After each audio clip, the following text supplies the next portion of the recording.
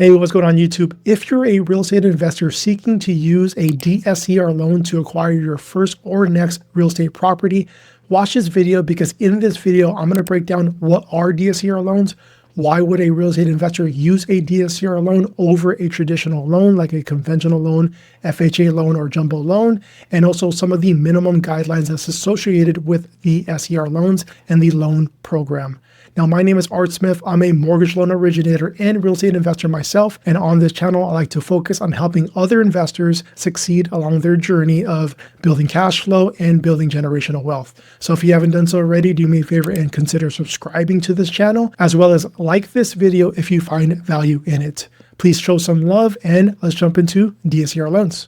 All right, so first let's talk about what are DSCR loans. DSCR stands for debt service coverage ratio, and DSCR loans are for real estate investors who do not want to use their personal income or employment in order to qualify for a loan. DSCR loans use the rental income from a property in order to qualify for a loan. Now, here's how DSCR loans are calculated. We're going to take your gross rental income, and then we're going to divide that by your mortgage, also known as your principal, interest, taxes, and insurance. Now, an example of this would be if we take your rental income of $1,200 a month, and then we divide that by your principal, interest, taxes, and insurance, also known as your mortgage, of $750, we get a DSCR of 1.6. Now, this ratio would qualify for a DSCR loan because the ratio is above 0.75. Anything above 0.75, you typically will get a loan approval as long as all other qualifications are met for a DSCR loan. Now, to get a better understanding of what DSCR loans are in comparison to traditional loans, let's go ahead and use this example right here. So let's say if you bought this house for $185 in Ohio, 3-bedroom, 1-bath. If you bought this with a traditional loan, then you would need to supply a lot of income documentation in order to qualify for a conventional loan. This wouldn't qualify for a jumbo, but let's just say if this was $1.85 million for a jumbo loan as well too, or an FHA loan, you would need the following income documentation: 2 years of W-2s or 1099s, 2 years of tax returns, pay stubs, bank statements, other real estate owned, and you will also need to supply the mortgage statements, the homeowner's insurance, and proof of your property tax bill and that it has been paid. Also, you're going to go through something called a VOE, also known as a verification of employment. Now, this is where the lender is going to contact your HR department of where you work at to confirm that you do indeed work there, as well as you are making what you say that you make on your loan application when you apply for a conventional or a jumbo or an FHA loan. Now, to better understand this, just understand that the lender would use your personal income to qualify for a loan. Versus a DSCR loan, let's just say if you bought this exact house with a DSCR loan, the only income docs that are going to be required from you as the borrower is going to be your bank statements, and that's going to be used to confirm the down payments as well as your reserves. Now, if you do not know what reserves are going to be money in the bank that the lender wants to see in order to confirm that you could indeed pay your principal, interest, taxes, and insurance if you don't find a tenant right away. So one reserve or 1 month's worth of reserve is going to be 1 month of your principal, interest, taxes, and insurance. So if we use this example right here of $750 being your monthly mortgage payment, if the lender wants to see 1 month's worth of reserves, that's going to be $750 either in a checking account or a retirement account or a savings account. If the lender wants to see 2 months worth of reserves, that's going to be $750 times 2, which should be $1,500. So they're going to want to see $1,500 in a bank account in order to satisfy the reserve requirement for a DSCR loan and even a traditional loan as well too on investment properties. Also, another document that you're going to need for a DSCR loan is going to be LLC formation documents. This is if you are closing in an LLC. If you decide to close on this property right here with your personal name, your first and last name, and social security number, then you do not need LLC formation documents. So then you would only need your bank statements that would confirm the down payment and reserve requirements for a DSCR loan. Now, to understand DSCR loans, just understand that the lender would use the rental income to qualify for the loan versus your personal income to qualify for a loan in comparison to traditional loans. Now, why would a real estate investor use a DSCR loan versus a traditional loan? So let's go ahead and talk about that right now. Real estate investors use DSCR loans for a wide variety of reasons. One of them being no personal income verification. That's going to be probably the leading reason why investors use DSCR loans over traditional loans, is because they don't want to supply their income or their employment in order to verify or get qualified for a loan. Also, if a real estate investor has too much personal debt under their personal name and social security number, this is going to be a disqualifying factor for traditional loans versus DSCR loans because they carry too much debt underneath their personal name.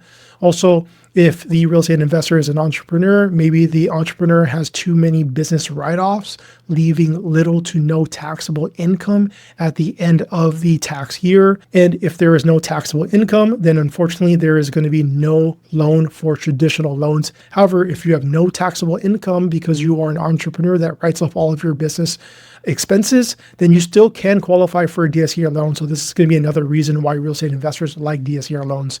Also, you could scale to multiple properties faster, given that there is no cap as far as DSCR loans. You could have 10 DSCR loans, 15, 25, 100 DSCR loans. Again, there are no cap to DSCR loans. And you could also close faster, given that there is very minimal income documents or other supporting documents to qualify for a loan in comparison to a conventional or FHA or jumbo loan. So DSCR loans typically close anywhere from 10 to 20 days, dependent on the borrower. Now, I also wanted to talk about this important factor right here of why DSCR loans are so advantageous for entrepreneurs or real estate investors, because when you have multiple properties, you have to list your properties on your Schedule E for your taxes. And this is where you're going to list all of your properties, all of the income, and all of the expenses for that individual rental property. When you apply for a conventional traditional loan, the lender is going to use only 75% of the rents received to offset your expenses for that specific asset, as you can see right here. So if property 1 is bringing in 14 grand per year and property B is bringing in 15 grand per year, the lender is only going to allow you to use 75% of that total income to offset some of your other expenses. And this is going to be not in your favor because you want to use 100% of the rental income and not 75% of the rental income in order to qualify for a loan, so that you can offset some of these expenses as well as some of the other debt that's going to be found on your credit report. That's going to be huge. Hopefully this makes sense. This is going to be somewhat of a complicated concept to understand. If you want more information about this, do me a favor and comment Schedule E in the comment section below. Now let's go into DSCR loan guidelines. Now, in order to qualify for a DSCR loan, you must meet the minimum guidelines for that specific lender and that specific loan program. So here are some of the standard guidelines for most DSCR lenders. Now, not all DSCR lenders follow these guidelines, but more or less, this is the standard for all lenders across the landscape for loan products that are associated with DSCR loans. Minimum down payment is going to be 20 to 30% for first-time real estate investors. Minimum FICO score is going to be 620. Now, ideally, you're going to want a minimum score of 700. Anything below 700, it becomes very expensive as far as higher interest rates, also more down. So if you're in the 640 range, 680 range, you will be required to put down 30%, possibly even 40% and 50%. So if you have a FICO score in the 620, definitely look into some type of credit repair or do whatever you need to do in order to increase your FICO score to 700 and above. Minimum and maximum loan amounts are going to be $75,000 for the minimum loan amount and up to $3 million as far as a max loan amount for DSCR loans. Now, this is going to be a disqualifying factor for a lot of properties in the Midwest, in the South. So if you find a property and you intend to use a DSCR loan in order to acquire that property, just make sure that property is listed for sale for $100K or more, or valued at $100K or more in order to qualify for a DSCR loan for most lenders. The term for DSCR loans is typically a 30-year fixed rate mortgage. However, there are 40-year options available, and how 40-year options work is the first 10 years are going to be interest only, and then that's going to be followed by a 30-year fixed rate mortgage that's going to be amortized for 360 months. Starting rates for DSCR loans is 7 to 8%, which is not too bad because conventional investment property loans are starting at 6 to 7%. So it's going to be slightly higher than a traditional conventional home loan, with DSCR loans starting in the 7 to 8% range. Property types allowed for DSCR loans are going to be single family residences, residential, 2 to 4 units, condos, townhouses, and some mixed use is also going to be allowed for residential/commercial DSCR loans. Reserve requirements, depending on the lender, is going to be 3 to 6 months. Again, this is going to be calculated off of your principal, interest, taxes, and insurance. One reserve is 1 month's worth of principal, interest, taxes, and insurance. 6 months of reserves is going to be 6 months worth of principal, interest, taxes, and insurance. Now, the minimum DSCR is going to be 0.75, or the minimum debt service coverage ratio is going to be 0.75. And an example and understanding of this is going to be if your rental income is $1,200 a month, we're going to divide that by your principal, interest, taxes, and insurance.